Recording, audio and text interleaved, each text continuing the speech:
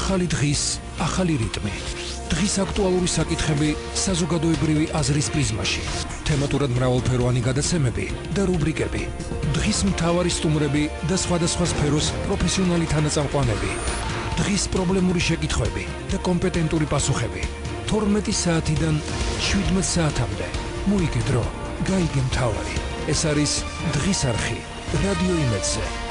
ნინო მელმარგიასთან ერთად. დღის აქტუალური თემა. დღემშვიდობის აქტუალური თემით დაგიბრუნდით, უნდა მოიხსნას თუ არა შეზღუდვები 24 დეკემბრის შემდეგ. ამ თემაზე გვესაუბრება ვატო სურგულაძე, ჯანდაცვის ექსპერტი. მოგესალმებით, ბატონო ვატო. გამარჯობა. მადლობა, რომ ჩვენთან ერთად ხართ. ანუ მთავარი კითხვა არის ეს, თუ რა რისკი შეიძლება ახდენს ამ გადაწყვეტილებას, მით უმეტეს რომ სხვა ქვეყნები საშუალოდ ამკაცრებენ შეზღუდვებს, ანუ როგორია მოლოდინი და როგორ ფიქრობთ, უნდა მოიხსნას თუ არა შეზღუდვები? გისმენთ. მოდი რა სხვა ქვეყნებს ნუ შევედრებით და პოპულისტებს ნუ გავაკეთებთ. იმიტომ საჩესა არ დაგვეკეტა ერთი მომენტია და მეორაერთი უნდა მოხსნილიყო უკვე როგორც თხოვდა ბიზნესის წარმომადგენლები 15-ში კი უნდა მოხსნილიყო. იმიტომ რომ შედეგს მაინც ვერ ვღებულობთ მეგობრებო. ელემენტარულად რო ავიღოთ ის რაც მოხდა 5 დღის წინ ხაშურში და 500 კაციანი ქორწილი. ხაშურში პოლიციასგან 100 მეტრის დაშორებით იყო და არავინ არ დაგძალა, არ გააკონტროლა. ანუ კონტროლს ვერ ვახორციელებთ და კონტროლს როცა ვსაუბრობთ კონტროლზე ამ შემთხვევაში ყოველთვის უნდა ვიფიქროთ, შეგვიძლია თუ არა ამ კონტროლის განხორციელება. ნუ ავიღებთ, ჩვენი სამაგალითო აი გერმანიაში ხდება, იმაში ხდება. ჩვენ აბსოლუტურად სხვა სიტუაციაში ვართ, სხვა სიფრთხეში ვართ. ამიტომაც ის ელემენტარული წესები რომ დაგვეცვა და ქონოდა ჩვენ ეგეთ წოდებულ მთავრობას საშუალება რომ გაეკონტროლებინა, არც ეს ეგრეთ წოდებული მე ვერ დავარქვევდი ამას წერტილოვანი შეზღუდვა, ეს არის ტიპიური ლოკდაუნი, თუმცა ლოკდაუნსაც ვერ ვახორციელებთ, იმიტომ ლოკდაუნს რომ აკეთებ უნდა იყო ამისთვის მომზადებული. გარდა ამისა, მომზადების გარდა რომ ლოკდაუნის დროს უნდა ხდებოდეს ისეთი, უნდა ხორციელდებოდეს ისეთი ღონისძიებები, რომელიც მოგცემს საშუალებას ამ ლოკდაუნიდან უფრო ნაკლები ზარალით გამოვიდეთ და მე ჯერჯერობით ვერ ვხედავ რომ რამე ხდებოდეს იმისათვის რომ სიტუაცია გაუმჯობესდეს. ამიტომაც 24-ში კი უფრო ადრეს უნდა გაგვეხსნა და 24-ში თუ გავხსნით, უნდა გაიხსნას უბრალოდ მოვემზადოთ ამისათვის, გავაკონტროლოთ. იგივე სავაჭრო ცენტრები იქნება, ფიტნეს ცენტრები იქნება, არ აქვს მნიშვნელობა, რომ არ მივიღოთ უფრო ცუდი შედეგი. ანუ ადგილზე უნდა მოხდეს რეგულაციის გამკაცრება. ადგილზე უნდა მოხდეს რეგულაციის გამკაცრება. რატო დავკითხეთ თქვა იგივე სავარჯიშო ცენტრები, ანუ ეგრეთ წოდებული ფიტნეს ცენტრები. გაგვეკეთებინა რომ 10 კაცზე მეტი თქვა არ შეიძლება იყოს. ან იგივე კაფეები და რესტორნები, ხო?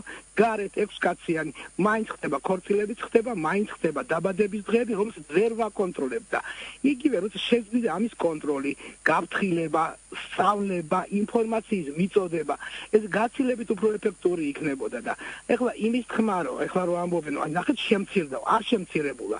ვინაიდან ეგრეთ წოდებული PCR ტესტები, ან PCR ტესტების ქართულად PCR ქვია, არ შემცირდა და გადავიდით ეგრეთ წოდებულ სწრაფ ტესტებზე, რომელიც სიზუსტე საკმაოდ ეჭვს ყოველ შემთხვევაში ჩემში და რაც გუშინ მოხდა რუსთავში 29 წლის ახალგაზრდა კაცი რო გარდაიცვალა, ეს არის ზუსტად არასწორი მართვა, გვიანი დიაგნოსტირება და აი ამ სამი კვირის განმავლობაში რაც გვაქვს პირობითად წერტილოვანი შეზღუდვა, არაფერი არ გაკეთებული და არც სიტუაცია გაუმჯობესებული. კი ბატონო, და როგორ ფიქრობთ, რამდენად აქვს შეზღუდვები აზრი მაშინ, როცა ქალაქი მაინც გადატვირთული, ანუ ჩვენ ხედავთ ხო საცობებში? გავართ საცობებში ისევ და ისევ. პრაქტიკულად კიდევ ამბობ, როდესაც სახელმწიფოს შემოაქვს ლოკდაუნი, ან გინდათ წერტილოვანი შეზღუდვები. ამისთვის მომზადება ჭირდება, ამას გაკონტროლება ჭირდება, ამას გააზრება ჭირდება, რა მოყვება ამ ყველაფერს.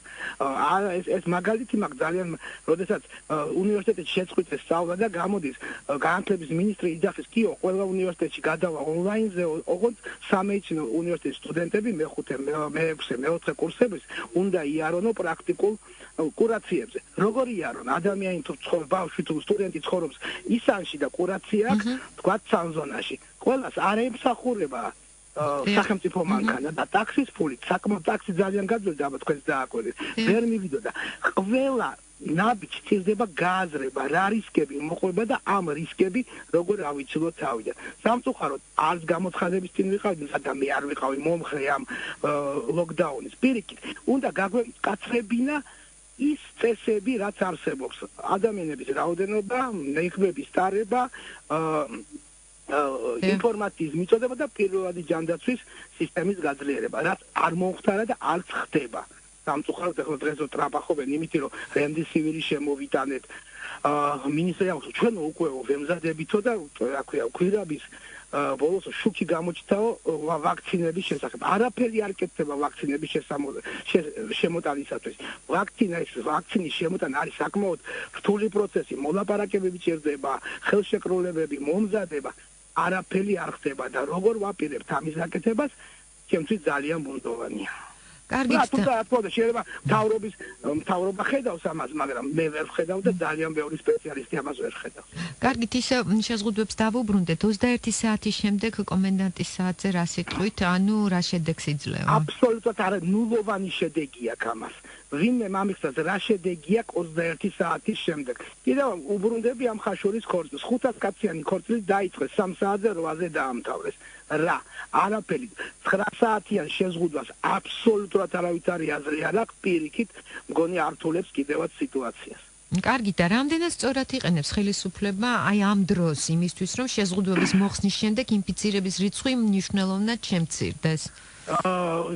ჩემს მოგახსენეთ ეს ჩემი აზრია, ბევრი არ დამეთანხმოს, მაგრამ მე ყოველ შემთხვევაში ვადევნებ თვალყურს და ბოლო 4 კვირა თუ 5 კვირა ვარ დაკავებული იმით, რომ ყოველდღე ვიღაცა უნდა მოვაწყოს სამსახურში, იმაში სამანტყოფოში, ვიღაცას მივცე მე ვატოს როგორზე ამის არც მოვალეობა, მაგრამ უბრალოდ რომ როგორ მოხდეს ადამიანი. სასწრაფო მოდის ადამიანთან და მას ეკითხება, თქვენო კლინიკაში თუ გაქვთ ადგილიო, სადმე თუ შეგიძლიათო რომ ადგილი გქონდეთო, იქ გადაგვიყოთ. მე ვეღარ გავიგე, სასწრაფოა, ფაეტონია, ტაქსია.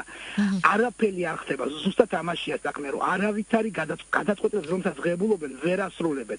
თუ ღებულობენ გადაწყვეტილებას, იმის უკან არ დგას არავითარი მტკიცებულებები და არავითარი გათვლები. ეს არის ყველაზე ცუდი, რომ მართვის პრობლემა გვაქვს, ვერ მართავთ.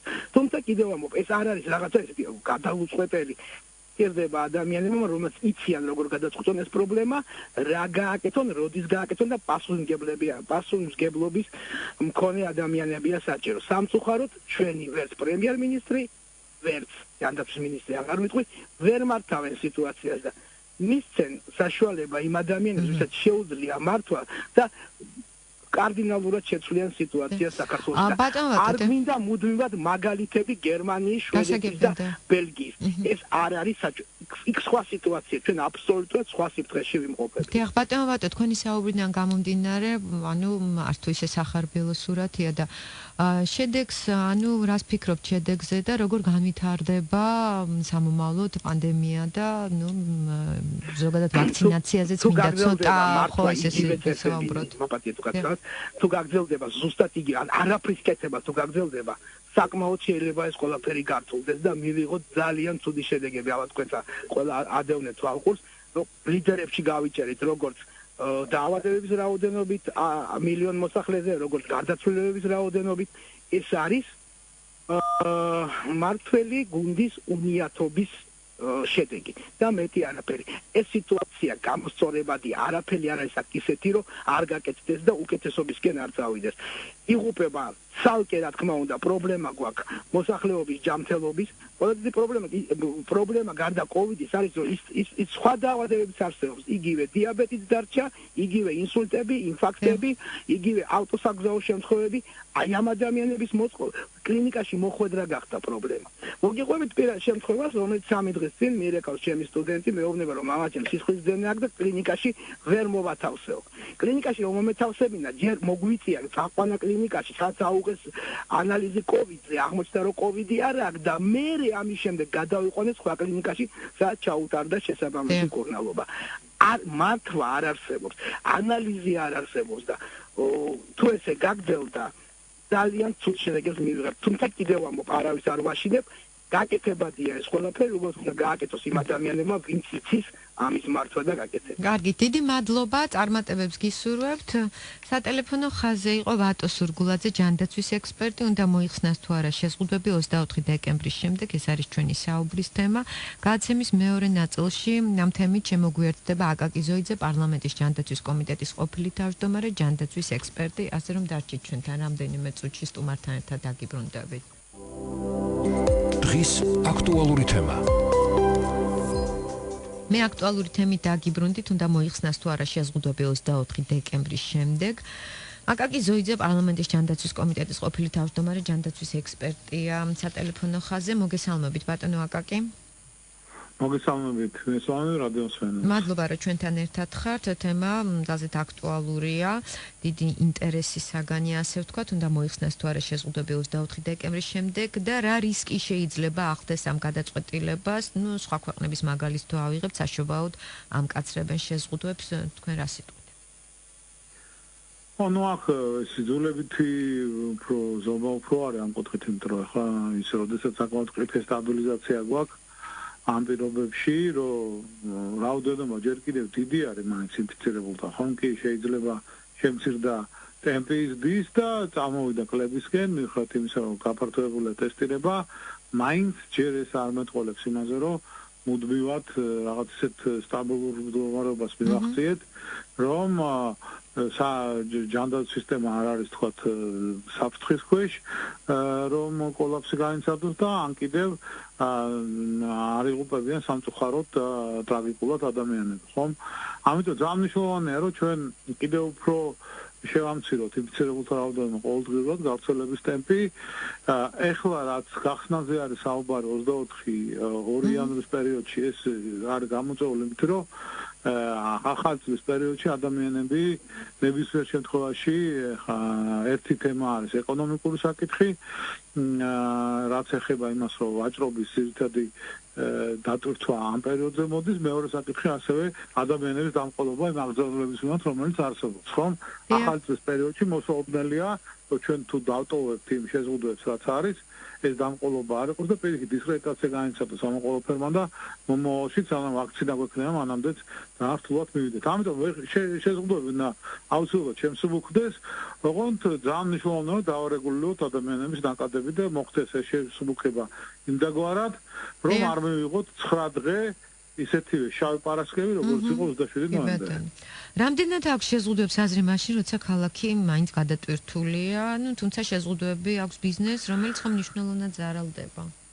მოდი შედეგის მიხედვით ვიმჟელოთ, ხო ალბათ, იმიტომ რომ რო არ ყოფილიყო შეზღუდვები, ჩვენ მატების ტემპით გავედით სოფლიოში პირველ ადგილზე, ბოლო 7 დღეში დაფიქსირებული შემთხვევების რაოდენობით და ეხლა და თითქმის ორმაგდებოდა ყოველდღიურად ყოველ შემთხვევაში გათვლებით რაც იყო, ანუ დადასტურებულების გარდა შემთხვევები იმ ტესტირების პირობებში, ეხლა გვაქვს სტაბილური მაჩვენებლები ბოლო დღეების განმავლობაში, მიუხედავად კიდევ ერთხელ გაზრდილი ტესტირების რაოდენობისა. ეს მეტყოლებს იმაზე, რომ გარკვეულწილად შემოღებულმა ზომებმა იმოქმედდეს, ისევე როგორც ადამიანები უფრო დამყოლი არიან პირბადების ტარების კუთხით და 65%-მდე გაიზარდა ეს. ძალიან მნიშვნელოვანია, რომ ეს კიდევ უფრო გაიზარდოს, მაშინ შეზღუდვები კიდევ უფრო ნაკლები დაგჭირდება და კიდევ უფრო ნაკლებად დაზარალდება ბიზნესი, ნაკლებად დაზარალდება ეს ადამიანები, ვისაც ყოველდღიური სარჩო-საბადოები შეძდით იმითი, რომ ბაზრობაზე არიან, თუ ტრანსპორტში გადაადგილდებიან, თუ თქვათ სკვებით ინდუსტრიაში მუშაობენ, ხომ? ეს არის 10,000-ობით ადამიანის შემოსავალი, ძალიან კარგად ესმის, მე მგონი, ყველას ვინც ან რეკომენდაციას აგებს, ან ვინც გააწყოტელებას იღებს. უბრალოდ აქ თავი იყო, რომ ჩვენ ახლა ეს ხანძარი ჩაგვექრო ეპიდემიოლოგიური იმისათვის, რომ მომავალში არ დაგჭირდეს უფრო მეტი შეზღუდვები, რომელიც ამ ადამიანებს კიდევ უფრო მეტად დააზარალებს, ისე რომ ან არ დავკარგოთ 10,000-ობით სიცოცხლე, ხო? დიახ. გესმით? ბატონო აკაკი. გესმით? სატელეფონო ხარვაზეა აკაკი ზოიძე, პარლამენტის ჯანდაცვის კომიტეტის ყოფილი თავმჯდომარე, ჯანდაცვის ექსპერტი, იყო სატელეფონო ხაზზე. სულ ცოტა ხანში დაუბრუნდებით მას. რაც შეეხება საუბრის თემას, ჩვენ საუბრობთ იმაზე, თუ უნდა მოიხსნას თუ არა შეზღუდვები 24 დეკემბრის შემდეგ. ექსპერტების მოსაზრებები ერთმანეთისგან განსხვავებულია. გადაცემის პირველ ნაწილში ჩვენ ჩაგვერთო ვატო სურგულაძე, ჯანდაცვის ექსპერტი და მან თქვა, რომ რასაკვირველია, უნდა მოიხსნას შეზღუდვები და ახლა ისევ მე მინდა გავაჟღერო ნებისმიერ შეზღუდვის შემსუბუქების შესახებ შეძლება შემდეგ დღეებშიც იქნებაო. გვეუბნება ეკატერინე ტიკარაძე, ჩვენი მოწოდება იქნება, რომ შეზღუდვები მოიხსნას მინიმალურად. დიდი ევროვაქცინაცია იწყება, ქვეყნები კორონავირუსთან ბრძოლაში მთავარი იარაღის ვაქცინის მიღებას ჩქარობენ. ბრიტანეთმა COVID-19-ის საწინააღმდეგო აცრები ერთი კვირის წინ დაიწყო. ევროკავშირის 27 წევრ სახელმწიფოს ვაქცინაცია დროზე ადრესურს, ხოლო რაც შეეხება საქართველოს, მთავრობა ამ საკითხზე ჩქარი ტემპით მუშაობს. ბატონი აკაკი დაგვიბრუნდა. ბატონი აკაკი, გესმით ჩემი? დიახ და აი ვაქცინაციაზე გვინდა ვისაუბროთ.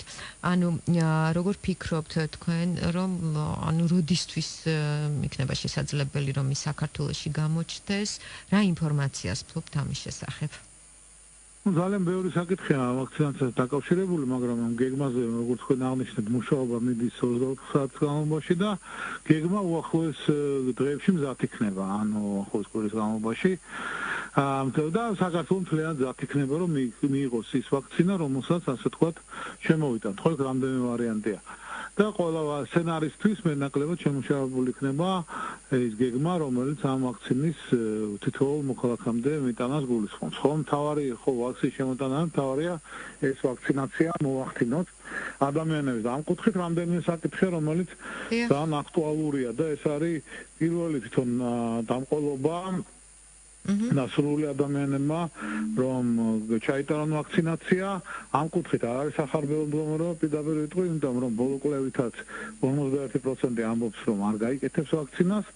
რაც საფრთხის ქვეშ აყენებს ზოგადად მთლიანად მთელი საზოგადოებისთვის ვაქცინაციის სარგებელს, იმიტომ რომ მინიმუმ 10% სასურველი 60% მინიმუმ უნდა იყოს, ასე ვთქვათ, ვაქცინირებული იმისათვის, რომ ჩვენ აი ბნელი გვირაბიდან, ეპიდემიოლოგიური ბნელი გვირაბიდან, რაც ამ COVID-19-მა შეგვიყვანა, თავი დავახციოთ, ხომ? გაცილებით რომ შეზღუდვები არ იყოს და ჩვენ ცხოვრების რიტმი დაუბრუნდეს მეტნაკლებად ნორმალურს და ეს ვირუსი არ იყოს ასეთ დამანგრეველი ეკონომიკისთვის და სოციალური ცხოვრებისთვის. ეს არის ძალიან მნიშვნელოვანი და მეორე მხარე არის, რომ ვაქცინა არ იქნება მკისიერად ხელმისაწვდომი ყველასთვის, ანუ ეს მეორე გამოწვევაა, შესაბამისად აუცილებელი იქნება, რომ საზოგადოება შეთანხმდეს იმ პრიორიტეტულ ჯგუფებზე, რაც უკვე რეკომენდირებულია, მაგრამ მნიშვნელოვანია, რომ ფართო საზოგადოება შეთანხმდეს ამაზე, რომ პირველ ყოვლისა მაგალითად უნდა გავუკეთოთ სამედიცინო პერსონალს, რომ ისინი ისევ ჩვენი სარგებლით, რომ ნებისმიერ მოქალაქისთვის სამედიცინო პერსონალი იყოს სადარაჯოზე მათი ჯანმრთელობის დაეხმარონ და გადაარჩინონ ისინი, რადგან თვითონ სამედიცინო პერსონალი ყველაზე უფრო მოწყვლადი არის ამ სიტუაციაში, ხო? ნაცნობი ჩემი კოლეგების დაავადდა ძალიან დიდი ნაწილი, არის დაიღუპა 5 მინიმუმ ექიმი და ამდენიმე ექთანი და ძალიან დიდი საფრთხის ქვეშ არიან დანარჩენები, აი მართლაც ფრონტის წინახაზე იბრძვიან და ძალიან მნიშვნელოვანია პირველ რიგში ჩვენ დავიცოთ სწორედ სამედიცინო პერსონალი იმისათვის, რომ მათ მე დაგვისვან ჩვენ, ხო? და მე ვთქვათ იგივე ხანდაზმული ადამიანები, რომლებიც გაცილებით მეტი საფრთხის წინაშე დგანან, ყველანაირი ასე ვთქვათ მტკიცებულებით და მონაცემით, რომ პირველ ყოვლისა ისინი უფრო მოწყვლადი არიან, კონკრეტულად თქვა 75 წლის ზემოთ ადამიანები და მნიშვნელოვანია თქვა ამ ჯგუფებზე იყოს საზოგადოებრივი თანხმობა, რომ მას როცა შეზღუდული რაოდენობით საწყის ეტაპზე შემოვა ეს ვაქცინა, ის არ იყოს მერე, ხო იცით როგორ შეიძლება მოხდეს, რომ თქვა არა მე მინდა ეხა ეს ვაქცინა და რაღაცნაირი მექანიზმებით და ხერხებით, ყველა ხერხით მიღწევა იმისი, რომ ვისაც არ ეკუთვნის, იმან მიიღოს ეს ვაქცინა. ასე რომ მნიშვნელოვანია, რომ მიიღოს იმან, ვისაც ეკუთვნის და როცა ეს დრო დადგება, აუცილებლად ყველამ გაიკეთოს ვაქცინა. ეს არის ძალიან მნიშვნელოვანი ორმაგი გამოწვევა, რომელიც ასევე დგას და აქ არის რა თქმა უნდა ლოგისტიკური საკითხები, ფინანსური საკითხები, ადამიანების მობილიზების საკითხები მივხვდებით თუნდაც ვაქცინაციის პერიოდში, იმიტომ რომ სპეციფიკა აქვს თვითონ ამ ვაქცინას შენახვის ვადის და პირობებთან დაკავშირებით და ბევრი სხვა, რომელიც ამ გეგმაში იქნება გათვალისწინებული, მაგრამ მე მაინც გამოყავის ორი თემა, რომელიც საზოგადოების შეთანხმებას მოითხოვს და ჩემი აზრით ძალიან მნიშვნელოვანია. ბატონო აკაკი და დასასრულს მაინც ჩაგეკითხებით, თქვენ აღნიშნეთ, რომ 51% მოსახლეობის უარს აცხადებს კვლავ გაითიშა. აკაკი ზოიძე იყო პარლამენტის ჯანდაცვის კომიტეტის ყოფილი თავმჯდომარე, ჯანდაცვის ექსპერტი. სატელეფონო ხაზზე რაც შეეხება საუბრის თემას, უნდა მოიხსნას თუ არა შეზღუდვები 24 დეკემბრის შემდეგ, ასევე ვისაუბრეთ ვაქცინაციაზე. ვატო სურგულაძე იყო გადაცემის პირველი ნაწილის სტუმარი, მან აღნიშნა, რომ შეზღუდვები უნდა მოიხსნას.